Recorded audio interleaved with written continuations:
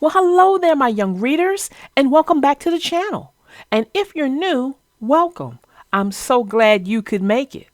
Now, one of the major takeaways from this story is going to be true love. It's based on character, not appearance, and that one should follow one's heart rather than be pressured by expectations of others. Now, the story is going to emphasize that what's inside a person is more important than how they look. Now, the story also showcases that love can be found between people who may seem different from one another, but their differences make their love story special. So you check out the takeaways from here and enjoy. So if you're not ready, go ahead, go get your snacks, go get your drinks, pause the video, run to the bathroom, come on back, and we'll get started. Stay tuned, and I'll see you guys in the next video.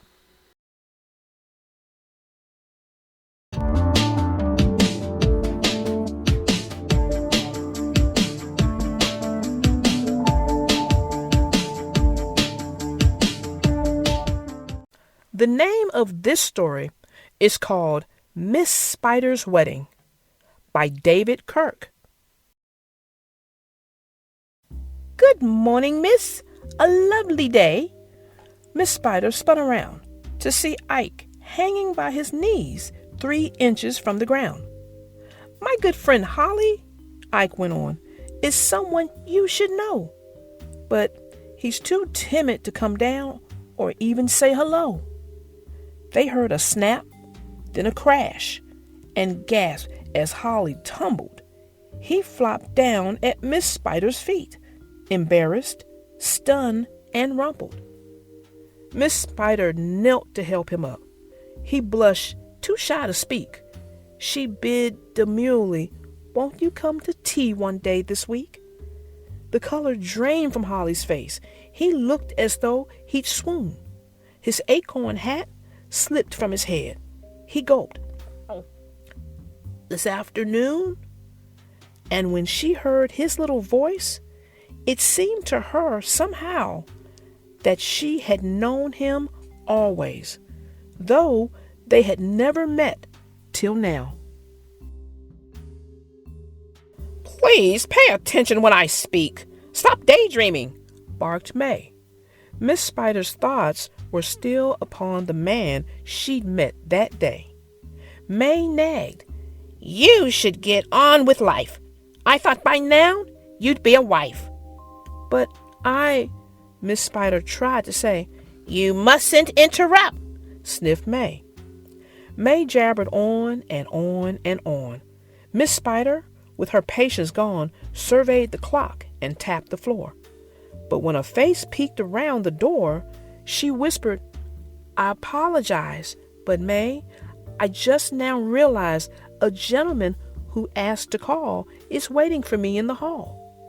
"A man?" squealed May. "Well, finally!" She dashed right out so she could see, then screamed, "Get lost, you puny pest! She's waiting for her special guest." Miss Spider scurried toward the den. She took his hand, then led him in. May cried, "How can I stop her folly? She's desperate if she's dating Holley." They talked of all their dreams and hopes, of art and nature, love and fate. They peered through toy kaleidoscopes and mumbled thoughts I shan't relate. Then Holley held Miss Spider's hand. "I'll say no more, you understand, for private moments between spiders should not be witnessed by outsiders." Back home, May sniped at Ike, her mate. "Miss Spider's come undone. That milksop Holley is her date. Go fetch a better one. Be certain he's intelligent, strong, handsome, brave, and elegant.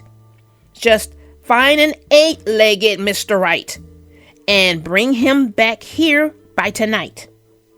Ike said, "But I think Holley is perfectly nice. It's not just me who thinks so. You can go and ask the mice. They say he's helpful, wise, and kind, and always so polite. Perhaps he's just the one to be Miss Spider's Mr. Right. May gasped. You've lost your senses too. That penny waste will never do. What difference if he's kind and wise? He isn't half Miss Spider's size. I see I'll have to go with you, for very clearly, Ike, you simply do not have a clue to what we women like. This fellow here, for instance, is no proper type at all. He's drunk so much petunia wine, he's hardly fit to crawl. His web is coarse and slovenly, with clothes spearing all about. I could not see Miss Spider wed to that disgraceful lout. I'm certain even you can see these spiders will not suit. The green one is a crybaby. The white one is a brute. Our gentle friend could not endure the likes of either one, I'm sure. How could she hope to overcome their temperaments so quarrelsome? Now there's a handsome hunk of spider specimen. A bevy of admirers wait to fawn all over him. His web is tidy and well made. His shoes all in a row. The length of nose to eyebrow, it's the perfect ratio. May called, "Oh, Spider, sir! Yoo-hoo! I've got the perfect girl for you," she whispered. "Now, I'll put things right." "I hope," squeaked Ike, "he doesn't bite." "Please, tell me of this lonely miss," the spider's strong man cooed. "Is she a beauty? Is she rich? And is she in the mood to be adornedly charmed and wooed by dashing, handsome me?" But how could it be otherwise? He laughed triumphantly. "Why don't you beetle darlings wait right here till I come back? I'll make for you a tasty little snack. You'll find it cozy in my web. The view is fine from here, so rest your tired abdomens until I reappear." Miss Spider later welcomed in this strange arachnoid gentleman. His air was fine, his manner grand. He bowed and kissed her dainty hand. "I've journeyed here, dear lady, from the land of fallen leaves. Please let me introduce myself. I'm called Spideress Reeves.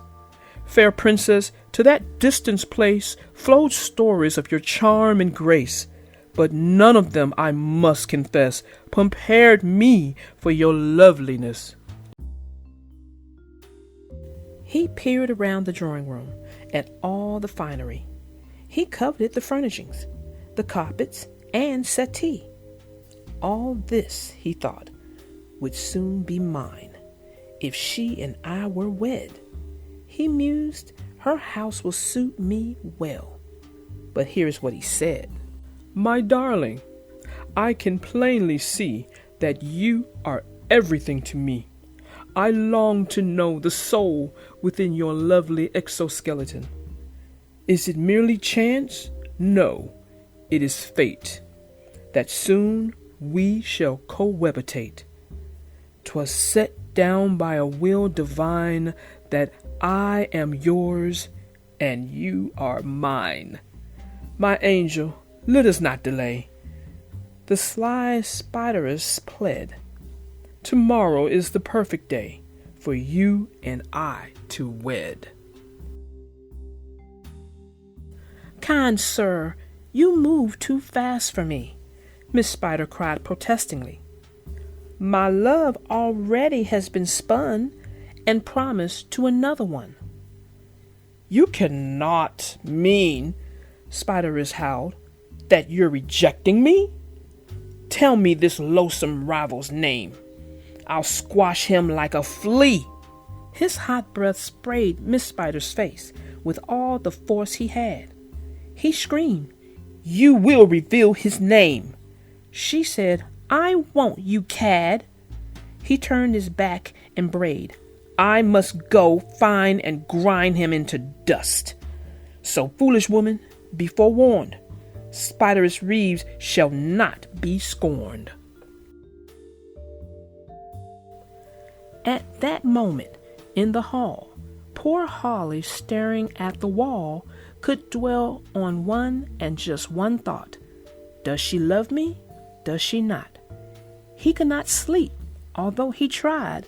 His weary brain was occupied envisioning her fine assets, her gentle curves, her spinderets, those emerald eyes so deep, so green, like nothing he had ever seen, her sweet round face, that pointed nose, and lips to shame the red, red rose. He tossed and tumbled in his web, recalling every word she'd said, then paced the garden in the gloom as shadows swept across the moon. Just then, there was a little sound that didn't seem quite right.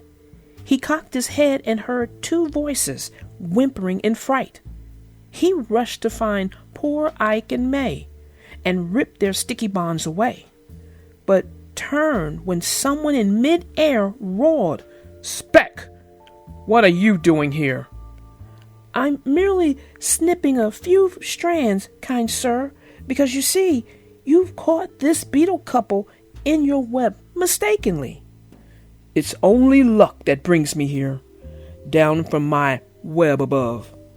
I'd be asleep but for the thought of dear Miss Spider's love." "And so it's you," Spider snarled, "who dares to interfere? There's been just one mistake, my friend, but I shall fix it here. You freed those tasty beetles I was going to eat in bed. That's just too bad for now. I'm forced to eat you up instead." Holley's life flashed before his eyes, peering up that toothy jaw. As everything was growing dim, fading out, he thought he saw an angel swoop down in a gown of yellow flecked with black, who shrieked, "Let him go, you brute!" and smacked the scoundrel's back. Drifting back to consciousness, Holley sensed someone he knew. Yes, Miss Spider's lovely face came swimming into view. "Darling, are you back with me?" his spider nurse begged hopefully. "I've tried 100 different ways to wake you up for 3 whole days." He gazed upon her reverently, then, wobbling to her side, looked up into her eyes and whispered, "Will you be my bride?" A blush of scarlet tinged her cheek. Her lips, a quiver, could not speak. He stroked her gently with his feet. She murmured softly, "Yes, my sweet." They sat together in the sun, and when the day was through, they'd made a list of all the most important things to do. The crickets would be asked to play the music on their wedding day. The field mice, woolly bears, and bees would cater an affair to please. "I'll bake the cake," Miss Spider said, "and weave my silken veils." Then Holley peeped, "I'll spin a suit with silk top hat and tails. We'll send an invitation out to every bug alive, with notices in every bush and treetop, hill, and hive." "Can any have the slightest doubt?" chirps Holley with a smile.